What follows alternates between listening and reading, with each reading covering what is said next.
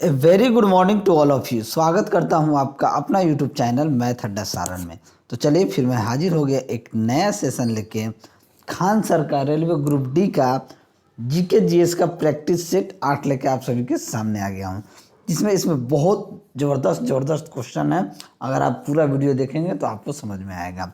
ठीक है, तो चलिए अगर आप चैनल पर नए हैं तो चैनल को सब्सक्राइब कर लीजिए, साथ ही साथ बेल आइकन को दबा लीजिए ताकि हम कोई भी वीडियो अपलोड करें उसका नोटिफिकेशन आपको मिलता रहे। और अभी तक आपने प्रैक्टिस सेट 7 तक नहीं देखा है तो इसका प्लेलिस्ट बना हुआ है, आप जाके प्लेलिस्ट से देख सकते हैं। चलिए आगे हम बात करते हैं अनअकैडमी की। जैसे कि आप सभी जानते हैं अनअकैडमी इंडिया का सबसे लार्जेस्ट एजुकेशनल प्लेटफॉर्म है और अनअकैडमी अभी बैचेस का बहुत सारा ऑफर लेके आया है। और अनअकैडमी पे इंडिया के टॉप एजुकेटर क्या करते हैं, टीच करते हैं और टॉप बैचेस भी आप सभी के सामने हाजिर हैं। आइए हम बात करते हैं रिवीजन बैच की, जिसमें एसएससी सीजीएल 2021-22 के लिए 9 मार्च से आप इसका सब्सक्रिप्शन ले सकते हैं, क्योंकि 9 मार्च से ये एग्ज़ाम है। इसके साथ ही अनअकैडमी आपका बहुत सारा फीचर भी दे रहा है। ये तो क्विक रिवीजन हो गया, साथ में क्लासेज आपको हिंदी और हिंदी यानी इंग्लिश यानी दोनों बाइलिंगुअल में मिल जाएंगे। इसके साथ ही आपको नोट्स मिल जाएगा। 400 आवर का वॉच टाइम है इसमें, 2 मंथ का ड्यूरेशन है रिवीजन बैच में। Ask a question with live raise hand है, ठीक है। उसके साथ प्रैक्टिस से और विथ मॉक टेस्ट है, यानी कि इसका बहुत सारा फीचर है। इसके साथ ही सीजीएल के लिए सीएचएसएल के लिए एक सफलता बैच है, सेम चीज़ है, इसमें भी बहुत सारा फीचर है। टॉप एजुकेटर इस पर भी टीच कर रहे हैं। उद्देश्य की बात की जाए तो सीजीएल सीएचएल के लिए 2022-23 का उद्देश्य बैच है, जो कि 9 मार्च से स्टार्ट हो रहा है। इसमें भी आपका बहुत सारा फीचर है। लक्ष्य एसएससी सीएचएसएल 2021-22 की बात की जाए तो 9 मार्च से स्टार्ट हो रहा, यहाँ भी टॉप एजुकेटर आपको टीच करेंगे। लक्ष्य बैच है एसएससी सीपीओ 2021 एग्जाम के लिए, जो कि 9 मार्च से स्टार्ट हो रहा है। इसका भी फीचर ज़बरदस्त है। इसमें भी सेम चीज़ें जो मैंने पहले आपको रिवीजन बैच के लिए बताए हैं। उसके साथ ही कंप्लीट बैच जनरल स्टडीज़ के लिए है, जो ऑल एसएससी एग्ज़ाम के लिए है। फाउंडेशन बैच है एसएससी एमटीएस के लिए 2021-22 के लिए, इसका भी फीचर सेम है।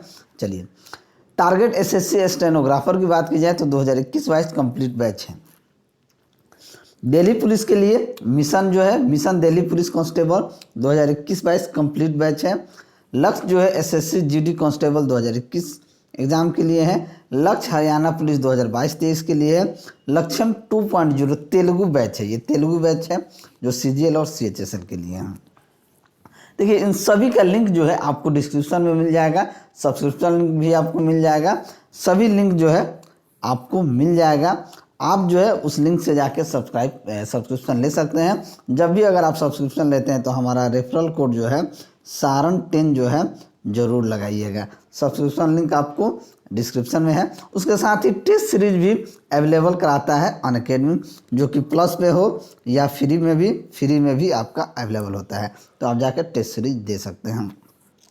इसका एक अलग आइकॉनिक फीचर है, जैसे डाउट सॉल्विंग के लिए ऐप है भाया आस्क डाउट फीचर, और प्रायोरिटी इन लाइव क्लासेज में आप live class via raise a hand feature भी यूज कर सकते हैं। जैसे आप देख सकते हैं raise a hand talk with your favourite educator in live class में। तो चलिए अगर आपको वीडियो अच्छा लगे तो वीडियो को लाइक कीजिएगा, चैनल पर नए हैं तो चैनल को सब्सक्राइब कीजिएगा। चलिए शुरू करते हैं आज का हम पहला क्वेश्चन देखते हैं कि संयुक्त राष्ट्र का प्रमुख न्यायिक अंग कहाँ स्थित है। तो संयुक्त राष्ट्र का प्रमुख न्यायिक अंग हेग में स्थित है। कहाँ है? हेग में स्थित है। तो ऑप्शन डी क्या हो जाएगा? आपका सही आंसर हो जाएगा। नेक्स्ट, भारत ने किस पंचवर्षीय योजना के दौरान मिश्रित अर्थव्यवस्था का विकल्प चुना है? मिश्रित अर्थव्यवस्था का पहली पंचवर्षीय योजना जो था, ये आप उसी के दौरान मिश्रित अर्थव्यवस्था का चुना गया था। ठीक है, यानी कि ऑप्शन ए जो है ये क्या हो जाएगा? आपका सही आंसर हो जाएगा। ठीक है, चलिए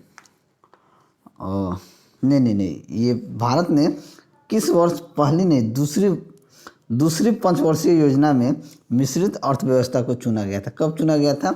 दूसरी पंचवर्षीय योजना में। ठीक है, चलिए अगला प्रश्न देखते हैं कि निम्नलिखित में से कौन सा जल डमरू मध्य आर्कटिक महासागर को प्रशांत महासागर से जोड़ता है? तो आर्कटिक महासागर को प्रशांत महासागर से कौन जोड़ता है? तो ये आपको बेरिंग जल डमरू मध्य जो होता है यही जोड़ता है तो ऑप्शन डी जो है क्या हो जाएगा आपका सही आंसर हो जाएगा। निम्नलिखित में से कौन सा असंगठित क्षेत्र का एक उदाहरण है? असंगठित क्षेत्र का एक उदाहरण पुलिस, बैंक, सरकारी नौकरी, खेती। तो खेती जो होता है ये असंगठित क्षेत्र का एक उदाहरण होता है। तो ऑप्शन बी क्या हो जाएगा आपका सही आंसर हो जाएगा। नेक्स्ट अगला प्रश्न है, थोड़ा सा इसे नीचे करना होगा कि इनमें से किसने फरवरी 2021 में इटली के नए प्रधानमंत्री के रूप में शपथ ग्रहण किया है? तो इटली के नए प्रधानमंत्री के रूप में मारियो द्रागी जो है ये इन्होंने ही शपथ ग्रहण लिया है। तो ऑप्शन बी क्या हो जाएगा आपका सही आंसर हो जाएगा। अगला प्रश्न देखते हैं कि निम्नलिखित में से किस संशोधन ने पंचायतों को वित्तीय अधिकार प्रदान किए गए और स्थानीय सरकार को मजबूत बनाने में मदद की है? तो ये आपको 73वें संविधान संशोधन ने पंचायतों को वित्तीय अधिकार प्रदान किए और स्थानीय सरकार को क्या की मजबूत बनाने में मदद की है। तो ऑप्शन सी आपका सही आंसर हो जाएगा। नेक्स्ट मलाला ने शरणार्थी लड़कियों पर कौन सी पुस्तक लिखी है? तो यूसुफ मलाला ने शरणार्थी लड़की पे वी आर डिस्प्लेड बुक लिखी है। तो ऑप्शन बी क्या हो जाएगा आपका सही आंसर हो जाएगा। चलिए अगला प्रश्न है कि भारतीय राष्ट्रीय कांग्रेस के पहले अधिवेशन की अध्यक्षता किसने की? तो किसने किया था? भारतीय कांग्रेस के पहले अधिवेशन की अध्यक्षता जो था ये WC बनर्जी द्वारा किया गया था। WC बनर्जी द्वारा किया गया था। तो ऑप्शन ए क्या हो जाएगा आपका सही आंसर हो जाएगा। नेक्स्ट हीराकुंड बांध किस नदी पर बना है? तो हीराकुंड बांध जो है ये महानदी पर बना है। तो ऑप्शन बी जो है आपका सही आंसर हो जाएगा। नेक्स्ट अगला प्रश्न है कि भारतीय संसद द्वारा RTI अधिनियम कब पारित किया गया था और इसे राष्ट्रपति की मंजूरी कब प्राप्त हुई थी? तो भारतीय संसद द्वारा सूचना का अधिकार RTI अधिनियम मई 2005 में पारित हुआ था और जून 2005 में प्राप्त हुआ था इसका। तो ऑप्शन सी क्या हो जाएगा आपका सही आंसर हो जाएगा। वीडियो अगर आप सभी को अच्छा लगे तो लाइक ज़रूर कीजिएगा। अगला प्रश्न है कि औद्योगिक नीति प्रस्ताव 1956 जिसके आधार पर द्वितीय पंचवर्षीय योजना का सृजन किया गया था में उद्योगों को कितने श्रेणियों में वर्गीकृत किया गया है? तो औद्योगिक नीति प्रस्ताव की बात की जाए जिसके आधार पर द्वितीय पंचवर्षीय योजना का सृजन किया गया था तीन प्रकार में कितने श्रेणी में 3 श्रेणी में वर्गीकृत किया गया है। ऑप्शन डी क्या हो जाएगा आपका सही आंसर हो जाएगा। नेक्स्ट भारत में स्थित यूनेस्को के विश्व धरोहर स्थलों और उनके समावेशन के वर्ष के गलत युग्म की पहचान कीजिए। गलत युग्म की आगरा का किला उत्तर प्रदेश 1983, ठीक है। लाल किला दिल्ली 2007, सांची का स्तूप गलत युग्म की मध्य प्रदेश 1988, फतेहपुर सिक्री 1986। तो भारत में स्थित यूनेस्को के वर्ष का गलत युग्म की बात की जाए तो सांची का स्तूप 1988 में नहीं था। तो हम कह सकते हैं कि ऑप्शन सी ही क्या हो जाएगा आपका सही आंसर हो जाएगा। नेक्स्ट पश्चिम बंगाल में स्थित सुंदरवन डैश का एक उदाहरण है। तो पश्चिम बंगाल में स्थित सुंदरवन जो है मैंग्रोव वन का जो क्या है उदाहरण है। तो ऑप्शन डी आपका क्या हो जाएगा सही आंसर हो जाएगा। नेक्स्ट अगला प्रश्न है कि केंद्रीय खेल मंत्री किरण रिजिजू ने 2021 में किस शहर में असम राइफल्स पब्लिक स्कूल का खेलो इंडिया स्पोर्ट स्कूल के रूप में शुभारंभ किया? तो ये आप किसने किया है, कहाँ पे किया है? तो ये शिलोंग में। तो ऑप्शन ए क्या हो जाएगा आपका सही आंसर हो जाएगा। नेक्स्ट भारतीय क्रिकेट टीम के किस पूर्व विकेट कीपर बल्लेबाज ने फरवरी 2021 में सभी प्रारूपों से संन्यास ले लिया है? तो ये नमन ओझा ने। तो ऑप्शन ए क्या हो जाएगा आपका सही आंसर हो जाएगा। नेक्स्ट कि 2021 में प्रियंका मोहिते नेपाल की किस चोटी को फतह करने वाली पहली भारतीय महिला बन गई? तो ये आपका माउंट अन्नपूर्णा को। तो ऑप्शन सी क्या हो जाएगा आपका सही आंसर हो जाएगा। प्रियंका मोहिते ने पालकी माउंट अन्नपूर्णा चोटी को फतह करने वाली पहली महिला बन गई हैं। नेक्स्ट विश्व फोटोग्राफी दिवस निम्न से किस दिन मनाया जाता है? तो विश्व फोटोग्राफी दिवस जो है ये 22 मार्च के दिन मनाया जाता है। तो ऑप्शन बी आपका क्या हो जाएगा, सही आंसर हो जाएगा। नेक्स्ट, आईपीएल 2021 की किसी एक टीम के खिलाफ 1000 रन बनाने वाले पहले बल्लेबाज निम्न में से कौन बन गए हैं। तो आईपीएल की किसी टीम में 1000 रन बनाने वाले पहले बल्लेबाज रोहित शर्मा बने हैं। तो ऑप्शन सी क्या हो जाएगा, आपका सही आंसर हो जाएगा। नेक्स्ट, निम्न में से किस राज्य ने ऊर्जा दक्षता सूचकांक 2020 में प्रथम स्थान प्राप्त किया है। तो ये कर्नाटक ने। तो ऑप्शन बी क्या हो जाएगा, आपका सही आंसर हो जाएगा। नेक्स्ट, अगला प्रश्न है कि राष्ट्रीय प्रदूषण नियंत्रण दिवस निम्न में से किस दिन मनाया जाता है। तो राष्ट्रीय प्रदूषण दिवस जो है ये 2 दिसंबर को मनाया जाता है। तो ऑप्शन सी क्या हो जाएगा, आपका सही आंसर हो जाएगा। नेक्स्ट, शक्ति की अंतर्राष्ट्रीय इकाई क्या होती है। तो शक्ति की अंतर्राष्ट्रीय इकाई जो होती है ये वाट होती है। पावर का ऐसा यूनिट क्या होता है, वाट होता है। तो ऑप्शन ए यहाँ पे सही आंसर हो जाएगा। नेक्स्ट, रॉकेट लॉन्चिंग के कौन से नियम पर आधारित होता है। तो रॉकेट लॉन्चिंग जो होता है न्यूटन के तृतीय गति के नियम पे आधारित होता है। ये कई बार पूछा गया है, न्यूटन गति के सभी तृतीय नियम। तो ऑप्शन ए क्या हो जाएगा, आपका सही आंसर हो जाएगा। नेक्स्ट, एक परमाणु में न्यूट्रॉनों की संख्या किसके बराबर होती है। तो एक परमाणु में न्यूट्रॉनों की संख्या जो होती है ये द्रव्यमान संख्या और परमाणु की संख्या के क्या होती है, बराबर होती है।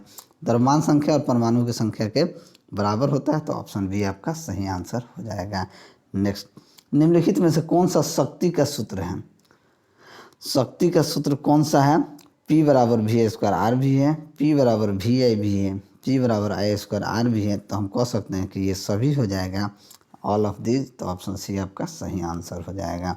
नेक्स्ट, अगला प्रश्न देखते हैं कि डैश तरल पदार्थों को एक स्थान से दूसरे स्थान पर संचरण करती है। तो संवहनी संबंध जो होता है ये तरल पदार्थ को एक स्थान से दूसरे स्थान पर, तो हम कह सकते हैं कि संवहनी संबंधी। तो ऑप्शन ए आपका सही आंसर हो जाएगा। नेक्स्ट, 12 ओम के एक प्रतिरोध में 1.01 ओम की स्थिर विद्युत धारा प्रवाहित की जाती है। इस प्रतिरोध से 1 मिनट में प्रवाहित होने वाले आवेश की मात्रा क्या हो जाएगी। 1 मिनट में आवेश की मात्रा क्या होगी, हमसे यही पूछा गया है। देखिए, हम जानते हैं कि Q बराबर, अगर देखा जाए Q बराबर क्या होता है, Q बराबर IT होता है। बात को समझिए, Q बराबर क्या होता है, IT होता है। 1 एम्पियर की धारा है, ठीक है। तो 1 एम्पियर की धारा विद्युत धारा प्रवाहित होती है इस 1 मिनट में। तो 1 मिनट में कितना सेकंड होता है, तो 60 सेकंड। तो टाई क्या हो जाएगा, ये हो जाएगा 60। आई कितना है, 1। तो कह सकते हैं 1 गुना 60 यानी कि 60 कूलम। तो ऑप्शन बी क्या हो जाएगा, आपका सही आंसर हो जाएगा। चलिए अगला प्रश्न देखते हैं कि गोलाकार दर्पण की वक्रता का केंद्र क्या होता है। तो गोलाकार दर्पण की वक्रता केंद्र जो होता है उस खोखले गोले का केंद्र होता है, ठीक है। उस खोखले गोले का केंद्र होता है जिसका गोलाकार दर्पण का एक भाग होता है। तो ऑप्शन यही आपका क्या हो जाएगा, सही आंसर हो जाएगा। अगला प्रश्न देखते हैं। अगला प्रश्न है कि मनुष्य के लिए ध्वनि की श्रव्य सीमा लगभग डैश तक होती है। तो मनुष्य की बात की जाए तो उसकी ध्वनि जो सीमा होती है ये आपका 20 हर्ट्ज से लेके 20,000 हर्ट्ज के बीच होती है। तो हम कह सकते हैं कि ऑप्शन सी क्या हो जाएगा, आपका सही आंसर हो जाएगा। नेक्स्ट, अगला प्रश्न है कि निम्नलिखित, थोड़ा सा इसे नीचे कर लें, कि निम्नलिखित में से कौन सा कथन अम्ल के बारे में सत्य नहीं है। अम्ल के बारे में गलत, सत्य नहीं है यानी कि गलत है। वह जलीय माध्यम तरल अवस्था में H+ आयन का निर्माण करता है। यह स्वाद में खट्टा होता है या कड़वा होता है। यह नीले लिटमस को लाल में परिवर्तित करता है। ये H2CO2 और लवण का निर्माण करने के लिए धातुओं और बाइकार्बोनेट के साथ अभिक्रिया करता है। तो अम्ल क्या होता है, अम्ल एसिड स्वाद में कार्बन नहीं होता है। तो ये क्या हो जाएगा, ऑप्शन बी आपका क्या हो जाएगा, सही आंसर हो जाएगा। अम्ल स्वाद में कड़वा नहीं होता है। चलिए अगला प्रश्न देखते हैं कि जब मेंडलीफ ने अपना काम शुरू किया था तब कितने तत्व ज्ञात थे। जब मेंडलीफ ने अपना काम शुरू किया था तब 63 तत्व ही क्या थे, ज्ञात थे। तो ऑप्शन डी क्या हो जाएगा, आपका सही आंसर हो जाएगा। चलिए नेक्स्ट, अगला प्रश्न है कि डैश धातु केवल विद्युत अपघटन द्वारा निकाला जा सकता है। तो एल्युमिनियम धातु जो होता है, एल्युमिनियम, ये केवल विद्युत अपघटन के द्वारा ही निकाला जा सकता है। तो ऑप्शन ए जो होगा वो क्या हो जाएगा, आपका सही आंसर हो जाएगा। नेक्स्ट, उस यौगिक का नाम क्या है जिसे सूत्र Al2SO4 थ्राइस द्वारा व्यक्त किया जाता है। तो उस यौगिक का नाम हो जाएगा एल्युमिनियम सल्फेट। क्या हो जाएगा, एल्युमिनियम सल्फेट। तो ऑप्शन सी जो है ये क्या हो जाएगा, आपका सही आंसर हो जाएगा। चलिए आगे बढ़ते हैं। अगला वीडियो अगर आप सभी को अच्छा लगे तो आप लोग लाइक कीजिएगा, मुझे सपोर्ट कीजिएगा। निम्नलिखित में से कौन परमाणु बहुपरमाणुक है। बहुपरमाणुक फास्फोरस, क्लोरीन, आर्गन, गंधक। गंधक जो होता है ना, ये बहुपरमाणुक होता है। तो ऑप्शन डी क्या हो जाएगा, आपका सही आंसर हो जाएगा। नेक्स्ट, निक्रोम किसका मिश्र धातु है। निक्रोम जो है निकिल, क्रिप्टॉन, मैग्नीज और आयरन का मिश्र धातु है। निकेल, क्रिप्टॉन, मैग्नीज और आयरन का क्या है, मिश्र धातु है। तो हम कह सकते हैं कि ऑप्शन ए क्या हो जाएगा, आपका सही आंसर हो जाएगा। नेक्स्ट, अगला प्रश्न है, चलिए अगला प्रश्न देखते हैं कि निम्नलिखित में आयरन पर जंग लगने के कौन से कारण हैं। तो आयरन पर जंग लगने का क्या कारण है, ऑक्सीडेशन, रिडक्शन, ऑक्सीजन के साथ रासायनिक क्रिया या CO2 के साथ रासायनिक क्रिया। तो देखिए ऑक्सीडेशन तो है, ऑक्सीडेशन, ऑक्सीजन के साथ रासायनिक क्रिया, यानी कह सकते हैं कि ऑक्सीडेशन और ऑक्सीजन के साथ रासायनिक जो क्रिया होता है उसका ही जंग लगने का मेन कारण होता है। तो 1 और 3 क्या हो जाएगा, आपका सही आंसर हो जाएगा। चलिए अगला प्रश्न देखते हैं। अगला क्वेश्चन है कि बेकेलाइट होता है। तो बेकेलाइट क्या होता है, रोधक, इंसुलेटर, सेमीकंडक्टर, उच्च प्रतिरोधी चालक या निम्न प्रतिरोधक चालक। तो बेकेलाइट जो होता है ये आपका एक रोधक इंसुलेटर होता है। क्या होता है, रोधक इंसुलेटर होता है। तो ऑप्शन ए क्या हो जाएगा, आपका सही आंसर हो जाएगा। नेक्स्ट, निम्नलिखित में से कौन सा सही मिलान है। सही मिलान हमको बताना है कि सही मिलान कौन सा है। Alkyne CnH2n-2, alkene CnH2n, alkane CnH2n+2। ठीक है, तो हम देखेंगे कौन सही मिलान है। क्या है, सही मिलान। तो हम देख रहे हैं कि एल्काइन CnH2n-2 होता है, एल्किन CnH2n होता है, एल्केन CnH2n+2 होता है। तो हम कह देंगे कि यही हमारा सही आंसर हो जाएगा। तो अगला प्रश्न, हृदय पेशी कोशिकाएं होती हैं। हृदय पेशी कोशिकाएं बेलनाकार, शाखित और एक नाभिकीय यूनिन्यूक्लिएट होती हैं। तो हम कह सकते हैं कि ऑप्शन बेलनाकार, शाखित और एक नाभिकीय। तो ऑप्शन बी क्या हो जाएगा, आपका सही आंसर हो जाएगा। चलिए अगला प्रश्न देखते हैं कि एक शाकाहारी को अपने शरीर के लिए आवश्यक फास्फोरस कहाँ से मिल सकता है। जो भी शाकाहारी है, तो एक शाकाहारी को अपने शरीर के लिए आवश्यक फास्फोरस की बात की जाए तो वो दूध से प्राप्त कर सकता है। तो ऑप्शन डी क्या हो जाएगा, आपका सही आंसर हो जाएगा। कहाँ से मिलेगा, दूध से आपको आवश्यक फास्फोरस मिलेगा अगर आप शाकाहारी हैं तो। ठीक है, चलिए अगला प्रश्न कि सार्स का पूर्ण रूप क्या होता है। सार्स का पूर्ण रूप होता है सीवियर एक्यूट रेस्पिरेटरी सिंड्रोम। क्या होता है, सीवियर एक्यूट रेस्पिरेटरी सिंड्रोम। तो ऑप्शन ए ही क्या हो जाएगा, आपका सही आंसर हो जाएगा। ठीक है, नेक्स्ट अगला प्रश्न है कि निम्नलिखित में से किस प्रकार के प्रजनन में पूर्ण वयस्क छोटे जीव अपने जनक शरीर से अलग हो जाते हैं और एक नया स्वतंत्र जीव बनते हैं। तो ये मुकुलन द्वारा होते हैं। किसके द्वारा, मुकुलन द्वारा। तो ऑप्शन डी क्या हो जाएगा, आपका सही आंसर हो जाएगा। मुकुलन के प्रजनन में पूर्ण वयस्क छोटे जीव अपने जनक शरीर से अलग हो जाते हैं और एक नया स्वतंत्र जीव बनाते हैं। चलिए अगला प्रश्न देखते हैं कि वास्तविक चित्रण के आधार पर किसने मानव शरीर की सटीक व्याख्या की है। वास्तविक चित्रण के आधार पर बेसेलियस जो है ये मानव शरीर की सटीक व्याख्या की है। तो ऑप्शन बी जो होगा वो क्या हो जाएगा, आपका सही आंसर हो जाएगा। चलिए अगला प्रश्न देखते हैं कि मॉन्ट्रियल सम्मेलन 1987 में कौन सा बड़ा फैसला लिया गया था। तो मॉन्ट्रियल सम्मेलन में विकसित देश 2000 तक पूरी तरह से CFC उत्पादन पर प्रतिबंध लगाएंगे, यानी CFC मतलब कि क्लोरोफ्लोरोकार्बन पे, बात को समझिएगा। तो 1947 का जो मॉन्ट्रियल सम्मेलन हुआ था उसमें कहा गया था कि विकसित देश जो होंगे 2000 तक पूरी तरह से CFC उत्पादन पर क्या लगाएंगे, प्रतिबंध लगाएंगे। तो ऑप्शन ए ही क्या हो जाएगा, आपका सही आंसर हो जाएगा। अगला प्रश्न देखते हैं कि कंप्यूटर जनरेशन का 1 से 5 का सही अनुक्रम चुनिए। सही अनुक्रम वैक्यूम ट्यूब, ट्रांजिस्टर, एकीकृत circuit, VLSI, micro processor, ULSI और माइक्रो प्रोसेसर। तो 1 से 5 तक का सही क्रम यही है कि वैक्यूम ट्यूब, ट्रांजिस्टर, एकीकृत सर्किट, VLSI, माइक्रो प्रोसेसर और ULSI माइक्रो प्रोसेसर। यहाँ क्या हो जाएगा, ऑप्शन यही आपका सही आंसर हो जाएगा। अगला प्रश्न, निम्न में से कौन सा आउटपुट नहीं है, drum, pen plotter, earphone, CRT monitor या डिजिटल कैमरा।